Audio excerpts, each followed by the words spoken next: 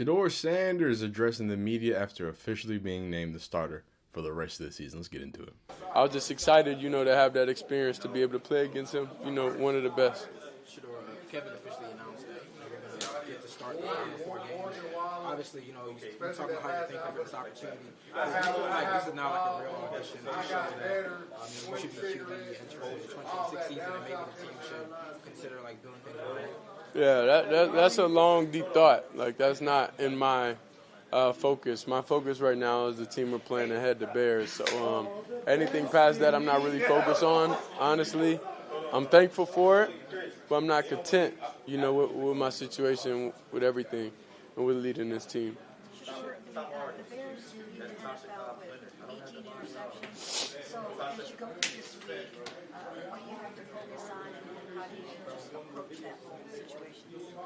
I think when you're approaching any week, I don't think the intent is to ever throw an interception. So I don't think that statistic, lets you know that they're good.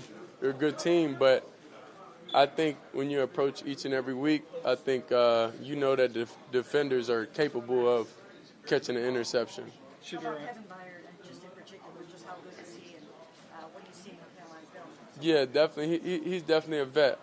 We spoke about him here, and he's obviously a great player. Been around the league for a minute.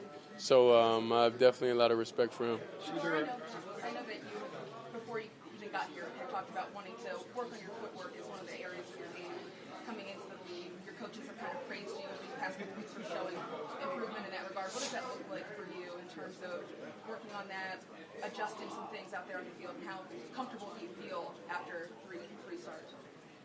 I would say I feel the same. I feel the same since I first got here. It's definitely you mentally, it's ups and downs, it's different things, but I'll say consistently the same. I tend to stay and feel the same. In college and now, I think footwork and I think all that ties into a lot. That ties into trust. That ties into knowing where you guys are going to be. That ties into everything. So that's where you see the improvement because that we had that leap of faith, this past week, with knowing that the receivers are going to be in the right places, looking everybody in the eyes saying, I'm going to be there, I got you, building that foundation, building that trust. So when everything, like when I trust, then you get the best out of me. You get what I'm saying? It's hard. It's hard for me as a player to not trust things and play my best. So I'm just thankful that we built those relationships that quickly within the receiver room and within the team and within the O-line and everything. But we're not content. What allowed you to take that leap of faith? God did. God did. You mentioned you had that in the play at the podium earlier today. You were scrambling around looking like you threw the ball away. Mm-hmm. How do you decide when it's time to just throw it out? How I decide when? I would say like whenever the play's over. Sometimes you get in situations where you gotta understand the play over, and I'm improving in that. I had a little slip up last week for sure when knowing the play's over, but like I don't know. In those situations, sometimes it's just like I want to win so bad. I want to make something happen whenever we're stagnant and stuff like that. So just learning, like from the week before when I took a sack that got us out of field goal position, I learned from that, and I was like, okay, knowing where we are on the field, understanding like, okay, I tried my first thing, it don't work, get it out, so then I won't negatively affect the team. I love that. You know what I'm saying? A lot of things that, was said about Shedeur, not just the negatives in his game, right? But it was a lot about accountability. And I never understood that. You can say that Shedeur, not your cup of tea for a football player. I'm all cool with that. But, this idea that he wasn't humble, he wasn't self-aware, that he didn't understand what he needed to get better.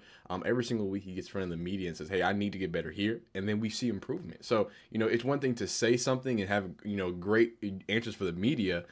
But when the coaches, the players, and everybody are saying, oh, no, there's an actual improvement week to week to week, I think that speaks volumes. You played 2 years at Colorado, but what do you think about -15 wind chill in Chicago expected for Sunday? Honestly, I'm not. I'm focused on these plays right now. Whenever that happens, that happens. You know, I don't. One thing you don't want to be is mentally defeated before you get there. You know, whatever comes with, however it feels out there, just comes with it. You know, we could prepare the best we can and do everything we can to bundle up. I know you see the 2 sleeves I'm wearing now, so we definitely had to Double change the sleeve, style a yeah. little bit. Man, to he make gave on sure the I one stay sleeve. warm. Come on, man. Because of your playmaking ability, especially on the platform, how hard has it been for you to, what you mentioned before, kind of break those habits and like survive for the next day? Not hard. Not hard. It just took a little explaining. That's it. It's a negative thing to happen for me to slow down, you know. There you go. But there you go. Learning. nah, Growing. it's. Love it. I look at everything and I understand. Okay, this is what I was trying to do in this. You know, in this situation, this is what you should do. And sometimes it go your way, then they'll be like, "That was lit," and sometimes it don't. So like, you got to limit those that wasn't the best risk. You know, in certain situations, certain times of the game. You said your dad was going to get mad at you for that pick. Yeah. Did he? And what kind of advice did he give you? Well, you got like during the game and everything. I always hear his voice. You know, like in my ear. You That's know, I'm great. like in certain situations, certain everything. That's beautiful. That's like, beautiful. In a lot of situations, and I know his expectation for me. His expectation for me is the highest than anybody is. You know, so that's where playing for him my whole life made it easier to come and play anywhere else because his expectation, what he has done for himself, even being a player where he understands quarterbacks and everything. So,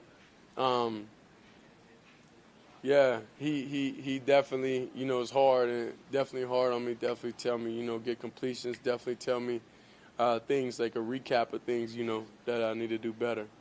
Shedeur, the touchdown you ran in towards the end there. Hey. Rips your sleeve. I guess, like, what's going through your mind in that moment? How do you manage to Get to the end zone. Is it going? That's all that's in his mind. Get to the zone. I always say went through the reads. It wasn't there.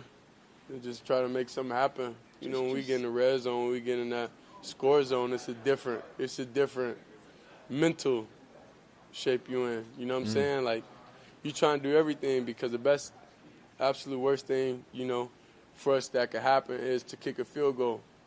For the best thing for us is to score every time. So when we get in that red zone, it's definitely something we want to be able to put up points on the board and help our defense and help Miles get that sack record. Yeah, man, the Miles and Shedeur connection is a beautiful connection. But I think even more of a beautiful connection is what he spoke about with his dad. I just think it's so ironic that we heard so many like negatives about, oh, Deion Sanders is going to be hanging out the facility. Oh, Deion Sanders is going to say all these crazy things at the Colorado press conferences. None of that happened. That none of that has ever happened. And people and pundits want to continue to say, oh, well, he was only coached by his dad, so he didn't get real coaching. It never adds up. It never comes to fruition. The fact that he can be like, hey, I'm hearing these things. I know that, you know, my dad is the one that's harder on me. My dad has a higher expectation of me.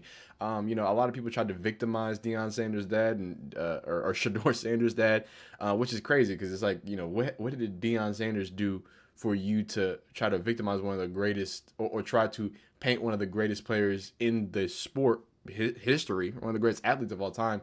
What could have been done for you to want to you know, do that? Now I got my own theories, but I'm gonna keep those in the nugget in the pocket. But beautiful thing to see from Shedeur. He's not satisfied. Doesn't really care about me being named the first overall. He keeps growing every single day, and I want to see that growth continue. It's going to be a real test against the Bears, but I think it's going to be even a bigger test just because of the elements, because the defense is missing some things. So it's going to come down to Shedeur, and I think he's got more than enough to get what he needs to get done. Make sure you like the video if you like it, dislike if you don't, subscribe if you like these reactions, man, and we'll get right back to you.